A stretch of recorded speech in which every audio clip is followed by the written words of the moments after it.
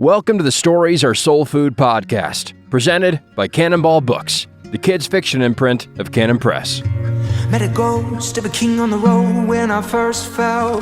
Fire burning to my knees I fell. Met a ghost of a king on the road. Okay. Yeah, important to start out. I was just told by someone who's a SASF listener who finally saw us in person. They were worried that because we're a literary podcast, we'd be wearing sweater vests. Huh. And then they saw it, and I said, Nate would not be caught dead in a sweater vest. I might be. I might have a sweater vest somewhere. I I don't think I do. I did once. I had one as a once. child. Christy and I have a long-running joke where we take a sweater vest and whoever, it's like you hide it, and they're like, "What is this doing in my drawer?" It's not a very good. It's not a good joke. It's a hilarious joke, Brian. But it's one that we have. You plant a sweater vest in your wife's drawers. Yeah. Nice. Yeah, she's always like, "What is this Fantastic. terrible clothing?" I think I've mostly, since we started filming, I've been almost always in sweats. Yep. Because it's been nonstop athletic season. Yeah. Even now, I've been receiving texts about canceling track practice today before the lightnings. Ooh. And you said no, run faster. Faster, outrun it. Outrun it. But yeah, I've been heavily sweat panted since we started Yeah. filming this No. through basketball season into track season. And now it's funny because as we wrap track season, summer league starts for basketball. So I'm actually going to be realizing that this just doesn't stop. Right. It doesn't stop. I'm constantly yelling at children all year. Do we want to start a podcast war with some other book podcast that probably does wear sweater vests? I don't know if any other podcast. No wars because Nate literally doesn't think about you. I sit in a dark room with you. That's all I know. That's what we do. That's Love it. all I know is I show up and we talk about No stuff. sweater vests. I'm offended you think our voices sound like sweater vest people. The fact that we sounded sweater vested is how does that sound? I don't know. What does a sweater vested voice sound like? Or is it just the fact Probably- that we've read Tolkien? Right. Yeah. That's the Yeah, problem. that could be it. Super nerdy. We've read Tolkien. The second observation, got a piece of fan mail saying that after, we did the episode on telling how written stories are so much more compelling than your own Yeah. lived events. June found it in Psalm 77, where David is having a very tough time and turns to Israel's history to Yep. help him with his personal troubles. And June was pointing out that no guidance counselor is going to tell you that. No. Turn to the American history or No. Israel's history. Go read about Valley Forge. Yeah. And I said it at one point. It's like if you have a really horrible travel incident or something, like write it in a letter to Lewis and Clark. Just be familiar with history. Yeah. Like read other stories is important. The other thing, I was actually talking to a friend last night, and for good or ill, maybe this is our sports episode.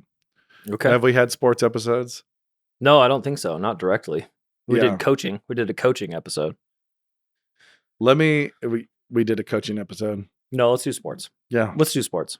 Yeah. Brian folds his papers and start putting them away. I'm putting away what we were planning. What were we planning? First, let's compare. Murder mysteries as the worst Okay. as the worst genre. Interesting. We can still talk about that if we run out of sports content. We have a short episode today, so there's no way we run out of it. I think we need to hit sports as the anti-sweater vest episode. Yeah, we're so threatened by that comment that we sounded. Thanks, Dave. Thanks, Dave. We sounded sweater vested, and so now we have to talk about athletic prowess. I was talking to a friend yesterday, and it was kind of funny because I was not a bad student, but when I think about like specific, or try to remember specific lectures or specific information from my studies, from classrooms, I do not remember. There's things you just know. You know, a squared plus b squared equals c squared, and you don't need to remember when you learned it. You just have it in your head. It wasn't until after grad school that I figured out how to actually do it like Euclid and actually learn what that means and be able to prove it without any numbers. I just had it memorized in high school, right? A squared plus b squared equals c squared. But I think I scroll through and I try to remember any particular lecture or any particular sequence of information, and I come up absolutely blank. Like just blank. Wow.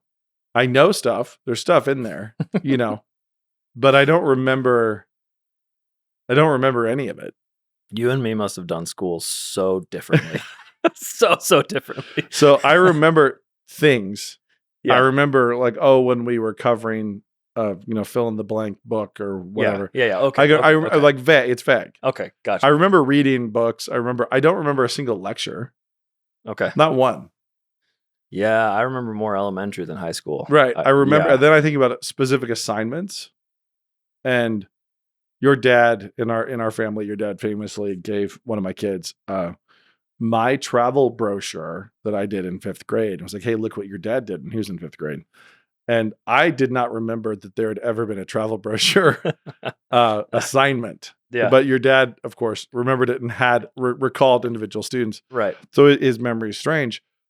But here's the thing that's so weird about this is, so I don't mean to demean education. Education is absolutely essential, important, everything else. But mandated by God. yeah, but it's molding. You are clay being molded, and afterwards you're a particular shape, and you're not sure why. Sure. It's like it happens to you. The education happens to you.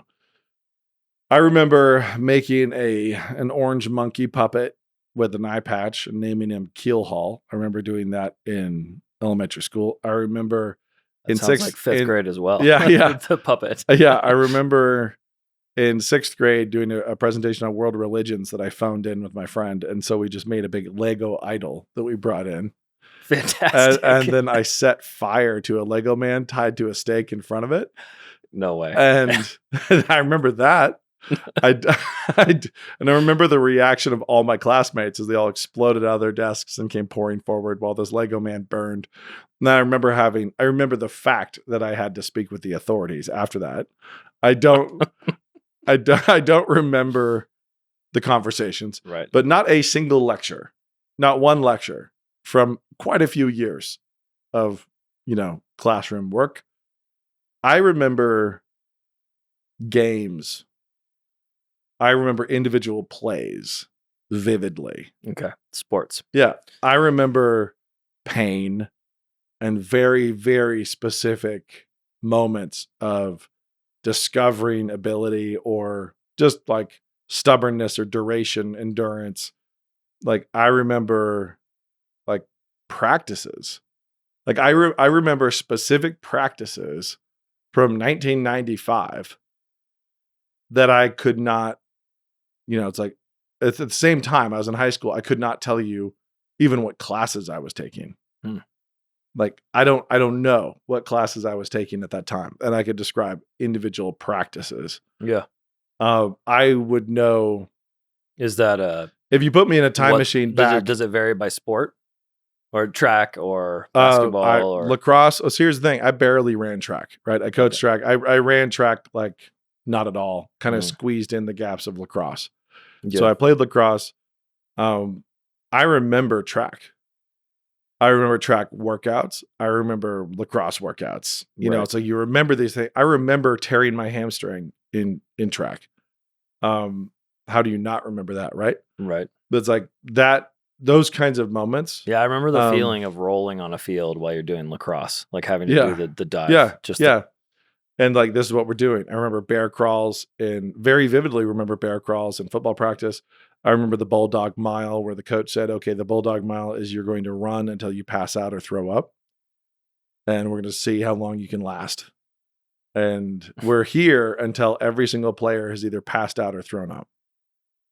And I remember that day pretty well. I bet. Which did you do? I didn't.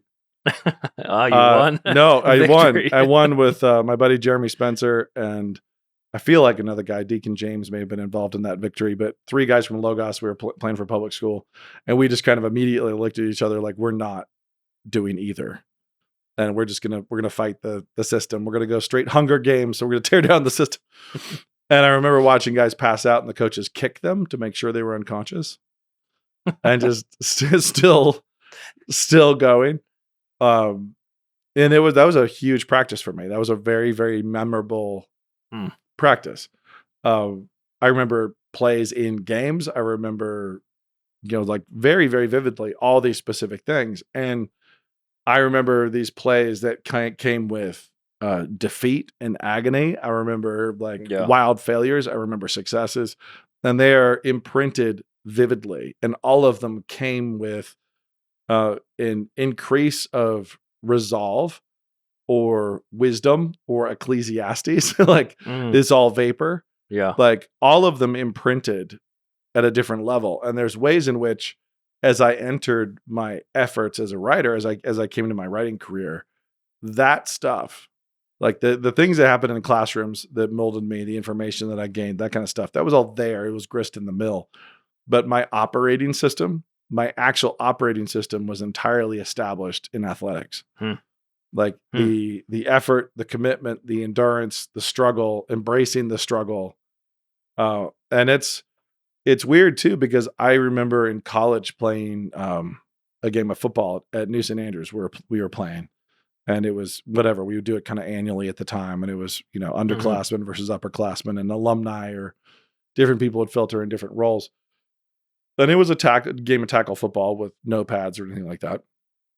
And I remember a guy I really admired a lot, a guy I liked, just losing his mind, just absolutely losing his mind and his temper, and just staring at him, just being like, "Who are you? What is this?" Yeah. And realizing that this very good guy had actually never, ever faced this temptation. He'd never been in a situation where he was competing. And so he had elevated testosterone and competition and stakes and had to control himself when you were hitting each other. How to have self-control and a good attitude while you're laying each other out. And that was brand new for him. He'd been homeschooled. He'd never played sports. He was athletic. He was strong, but he'd never actually been in a place. And he got tackled, and he just came up so angry, so mad at the person who had cleanly tackled him. Right. And just couldn't control the rage and everything else. So it's not to say this is for everybody, but it is to say that for myself and for my kids, the character formation of athletics has been absolutely essential to the project of being a character in a story. To the project of then taking the lessons from the field, from the court, whatever it is, from the track, and then applying those lessons in your own scenes. When I am tired and have something to write, when I am going into brain surgery, when I'm dealing with, 3 kids in college and juggling all sorts of mayhem. Yeah. Who you are, how you push, whether you quit, whether you roll over, when you quit, when you roll over, when you rest, all those kinds of things are all things that I learned in competition athletics. Well, man, I'm watching those, I'm coaching U6 rugby, which doesn't count as coaching, but it does. It's parenting. I think it's parenting other people's children.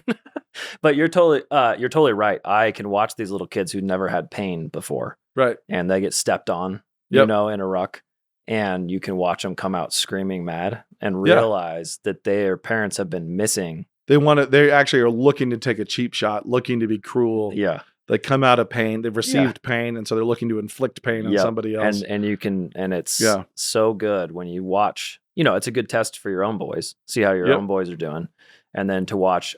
This parent had better start getting this kid some pain because he is only getting it for the first time now, and he's at least it's U6. Mad. But do that when you're 18, right? Yeah, do that when you're 21 and you pick it up. And so there's guys who learn it in the military. There's guys who they go enlist and they learn it there. There's different places and times when people learn these things.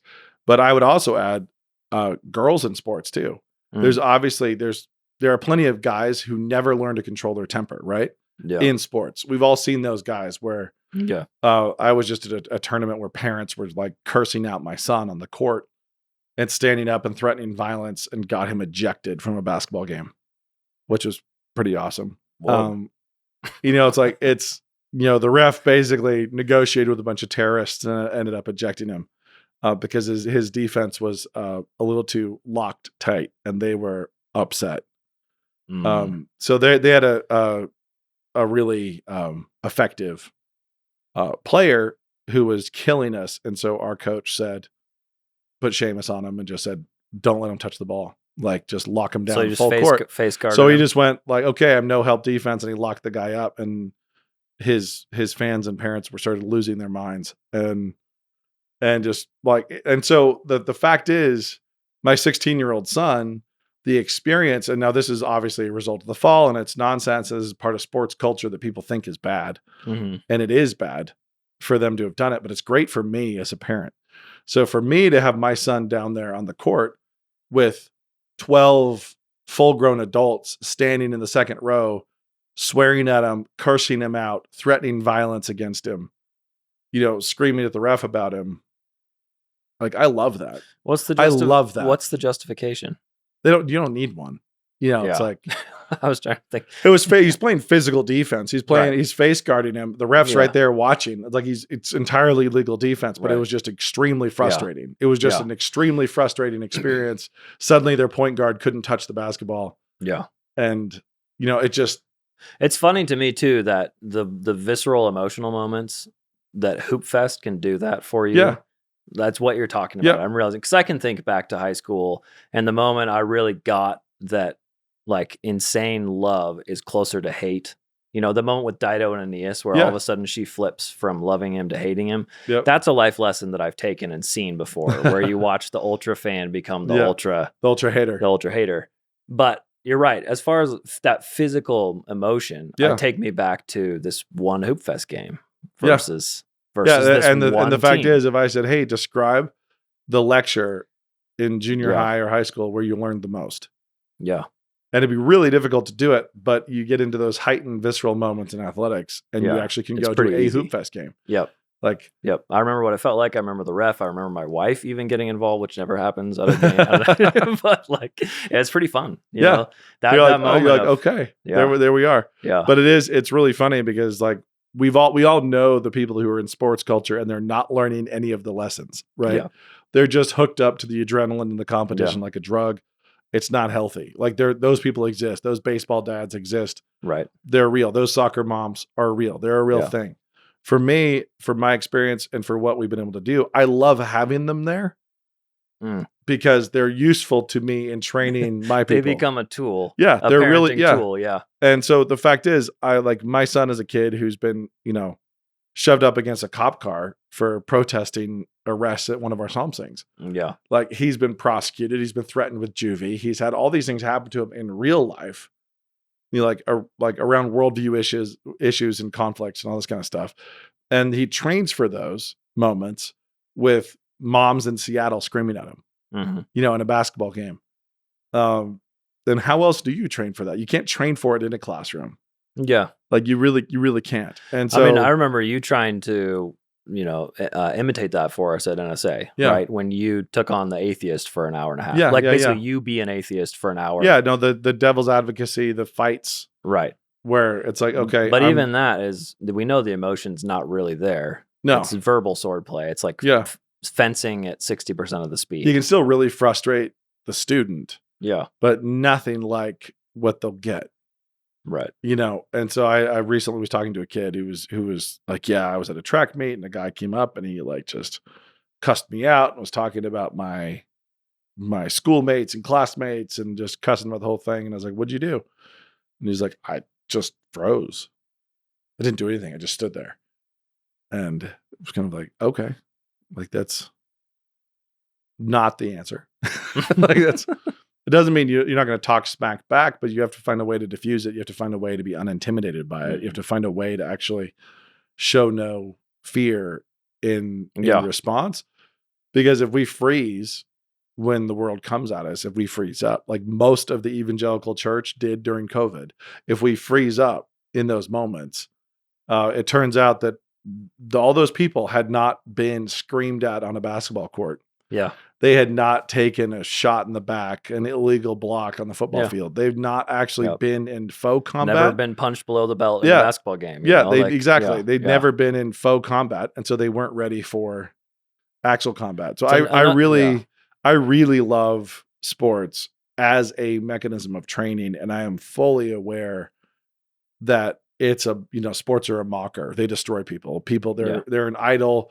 People use them. The community college, like I'm going to play a community college, Yeah. and that's not that playing it's bad, but that's your goal. You watch Right. it becomes, you're not good enough for the pros, Yeah. but you're No, going there's to, plenty of opportunities for people to over obsess about the thing itself, right? I mean, I have a couple guys who are good at school, right? And so when I put them on a rugby field, and the one lesson to them is you may not hesitate. Yeah. Like that's before every game is you have to get the ball, you have to hit, don't think. Like for me, that's super helpful because they're thinkers. I have and they a love to sit back and- very intelligent family member, like, who hid in a porta potty during football practice. Yeah. It's like, but Yeah. off the charts intelligent Right. in the classroom. Right. And you think, okay, man, where are the lessons to learn? Right. Like here, where it's physical and awful and terrible, is where I just need to get out. I need to get out of here. Yeah. And the problem is the nature of the world is such that we can't do that. Yep. Like we don't get to sit around and think thoughts. And so the intellectual training of a classroom is essential. It's really important. Right. But it's also never going to get you all the way to where you need to be. And so as much as sports can be a problem, a distraction, it's like, I think of it as like alcohol. Okay. So, interesting. That's a good one. We have served our kids wine on Saturday nights virtually their whole lives. Like they've had wine once a week. Mm-hmm. Parental supervision. Yeah. Usually in my parents' house, at Sabbath dinner, we'd go to, when it was my mom and dad hosting it, we'd go to their house. When it's been my sister and her husband hosting it, we go to their house. There's little glasses, like tiny little kid glasses, and they have tiny little, glasses of wine. And we have a liturgy of Thanksgiving and preparation for worship of the next week and a blessing, and everybody toasts and they drink the wine. And so they've had from a very tiny age, they had wine in its proper place. Yeah. It's like in a controlled place, but it doesn't have this mystique or taboo for them. It is not this thing held away. They've never been thrilled and excited by the idea of getting old enough to drink. They've had, they've had it in this environment, in a very healthy environment for a long time. Yeah. And it's been served to them by their grandparents, and who, their grandfather happens to be the pastor. It's been served to them by their aunt and uncle. It's been served to them by their parents. And then their cousins all have it too. Mm-hmm. And all the adults have it, and nobody abuses it. Right. And nobody drinks too much. And I've never been drunk in my life. And, it's like, and these are the play that gets run though, is people say, hey, haven't you seen how alcohol destroys families? 100%. Alcohol is a mocker. Wine is a mocker. Right. So yes. But the answer God gave is not get rid of it, which is interesting. Yeah. Right? Because the teetotaler move. Right. My grandparents were teetotalers, and slowly over the course of their life, they were fine with taking it as communion. Right. Yeah. It was kind of one of their character progressions with my grandparents. No, my grandmother was a teetotaler, and then my grandfather was, based on a vow he took, like a Nazirite vow, in order to marry her. He did not think, he didn't actually think that it was something that was immoral. Yeah. He was like, this is part of the contract to land the missionary from Japan. So he just, you count your cost. Yeah. Yep. He's like, okay, there's trade-offs, and he stuck with it, and good on him. Great job. But the point is that wine is a mocker. Right. And so when I see sports and athletic obsession and everything else, I see people abusing a good thing. I see people having too much to drink. I see that. And when I see that, I want to address that behavior, but I don't want to address, I don't want to try to turn off competition. Part of that is community, right? We're all about building our community here. And you're involved in coaching, and you see what a lot of intelligent, high-performing academic kids need. Yes. And I'm not looking for, and this, as fun as it is, I'm not looking for hey, let's go play Frisbee. Let's go play some beach volleyball at the church picnic and just have fun. Although my dad has always said, you really discover very quickly at that volleyball at the church picnic who has some spiritual problems. Like the That's so people, true. like how quickly somebody cannot control themselves, Yeah. even in that environment. And Yep. the answer there is they take them to City League and let them get just Yep. beat up. Let them like compete at, at maximum and learn to control this, like learn like where the handles are. Right. And so in your own life, in everybody's lives where you have struggles, people come to learn this in different ways, right? This isn't the only way. But when you have kids, when you have sons, when you have daughters, and you say, hey, you're going to run track. Like my favorite track t-shirt says, my sport is your sport's punishment. It's like, it's like, hey, we're going to try to run faster. We're going to work hard. You might throw up after your race. Like you're going to push yourself to a level of physicality where people will be like, why do girls need to do that? Why do women need to do that? Especially in our culture. Mm. And it's like, well, honestly, especially in our culture, they need to be tough. They need to have resolve. Yeah. They need to know they have the ability to knuckle down and push through pain and get something done. Yeah. The struggle, like the daily struggle that men go through, is nothing like the struggle of childbirth. Yeah, like I the was gonna very, say. very punctuated, concentrated battle of childbirth Right. is, You have the hardest 24 hours ahead yeah, of you. that's of an your life. intense. And you've never practiced physically before. you can't. That's crazy. That's crazy to me that. So anyway, all this to say is this is not a one prescription fits all in any way. But it's not just, I write stories and I like stories and I happen to also like And sports. you kind of think so a little I coach. exercise is good for kids. That's Yeah, not what I you're kind of saying. think a little fresh air. Yeah. Hey, even though it is, Right. that's not what I'm doing. And I don't see the two as wildly divorced. When I am, and even in Ashtown, Ashtown, it was important to me in writing the Ashtown burials that the physical challenges that these kids were having to accomplish to move up through the ranks were actually achievable. Oh, yeah. That these were things that 15-year-olds could actually Yeah. train and do, not the Harry Potter challenges where it's like, it's all make believe and magic. And so it's the idea of progressing and training instead of somebody actually doing That it. was the thing that made me most furious about Aragon. I understand there's plenty of things wrong, Right. but for Aragon, his solution to the problem of his hero being too weak was to make him half elf, right? So his human hero gets transitioned into a different species in order to succeed. He's literally cannot as a human. He's Nice. too weak Perfect. and slow. And that made me very furious. I have many stories I could tell about Aragon. Do it. None of which I will. I thought you said we couldn't start a feud. Yes. None of which I'm going to tell right now. Yeah. But yeah, there was, no, I won't. Self-control. But all this to say, a kid living through a season or preparing in the off season for the next season, learning to work with teammates, learning to deal with really high levels of desire and aggression and resolve paired with the inevitable failures that come. This is one of the reasons why I love baseball, is because no matter how good you are, you're failing most of the time you're at the plate. Yeah. Like most of the time you're failing, and you fail in isolation out in front of everybody with everyone watching. And there's nothing. I'm remembering all there's the nothing times. like it. I'm remembering all the times you look back and you're like, why did I not handle that differently? Yeah. Next time. Next time. I only played baseball till I was 16, but honestly, it is there are lessons in baseball like no other sport. Like there just are. And it's not my favorite sport. I like football, I like basketball, I like training track. I like the objectivity of track. I like that kind of stuff. But baseball, for kids to put on the helmet, to have to suck it up. No, you're not allowed to be scared. You're not allowed to be scared of the moment. You're not allowed to be scared of the ball. And you're not allowed to be scared of failing. And you're going to fail most of the time. So you're going to go up to the plate and mom is going to sit there stressing out behind the backstop. And guess what? Mostly you're going to fail. And mostly you're going to walk back to the dugout in shame. Yeah. Most of the time. Yeah.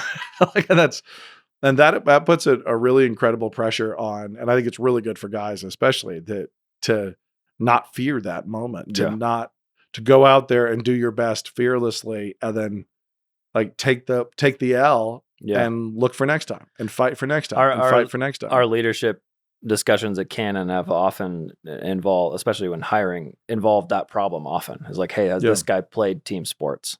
Because even if it's not, I don't know, you can just tell. Yep. We've had a number of failures you can point to where, afterwards we say, I can see he was never pushed in that way, has never had to work for the team, has never had that moment of your rage building up and then, have to control. And I would say that we can just name names here for a second. Forrest Dickinson, our in-house artist who's done awesome stuff.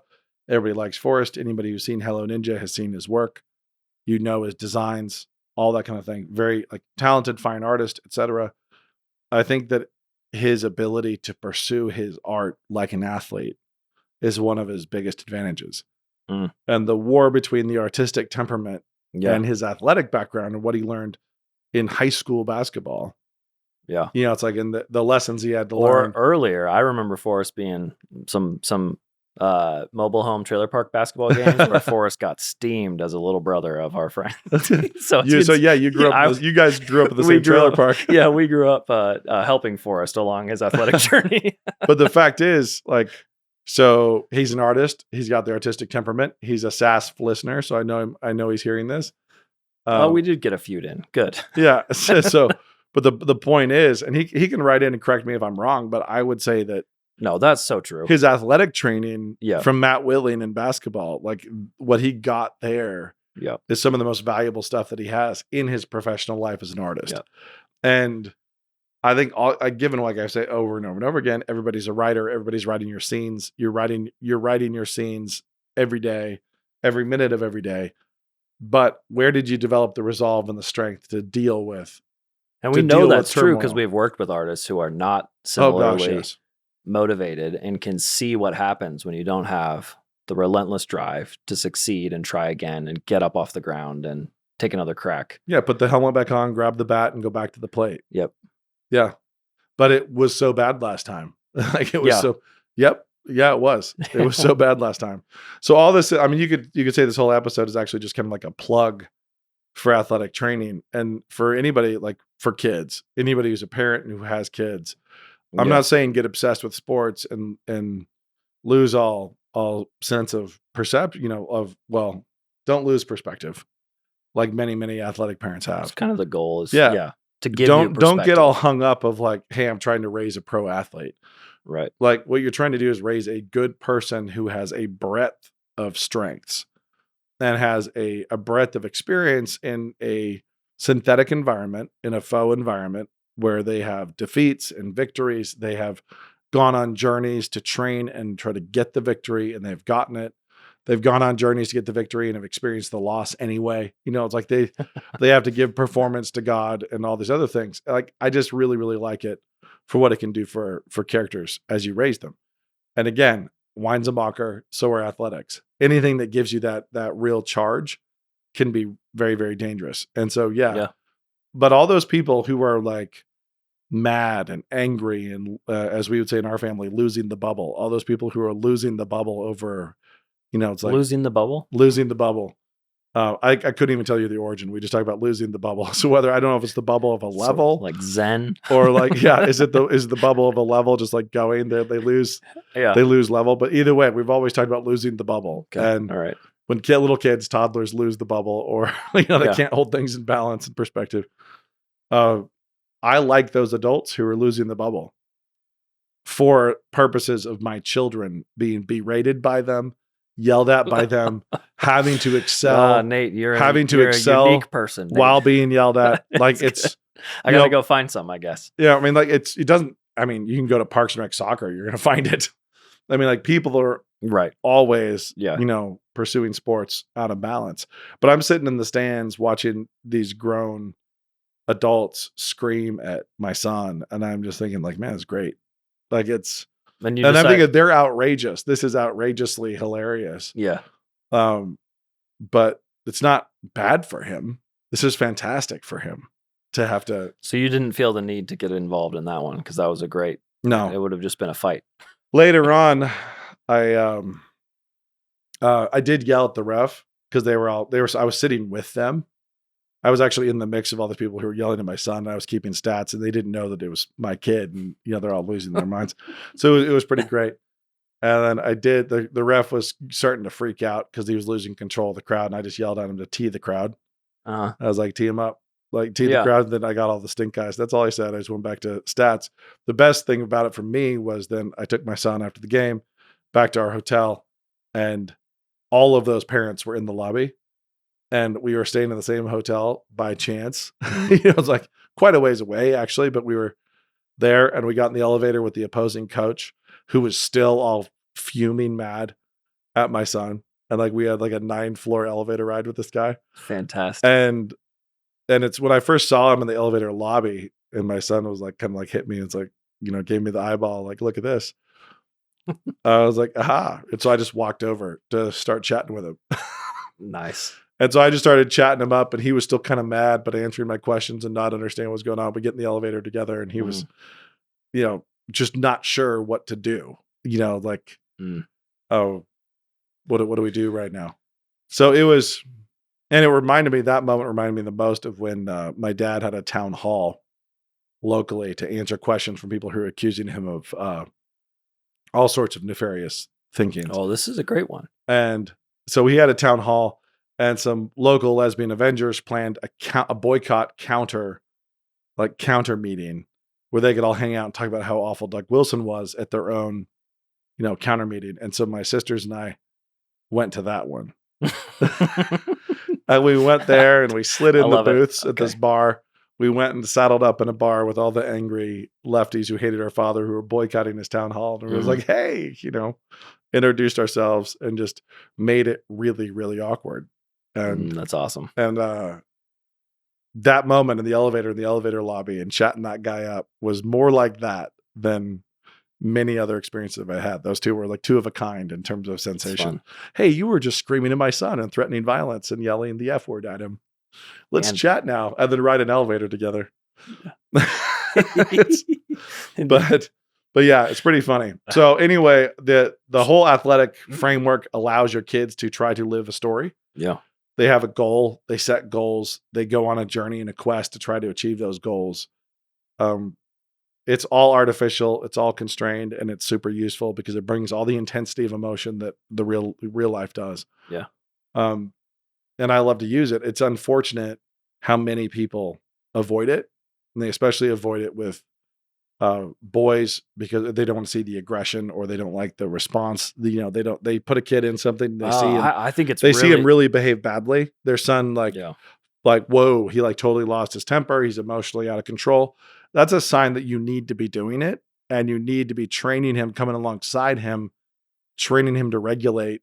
I think the parental involvement is so high with sports that a lot of people dodge it for that reason. You're like, how many practices a week? And on Saturday? You're like, what? What? Yeah. And so I think it's easier to dodge it. I had to wear sweatpants all through my podcast.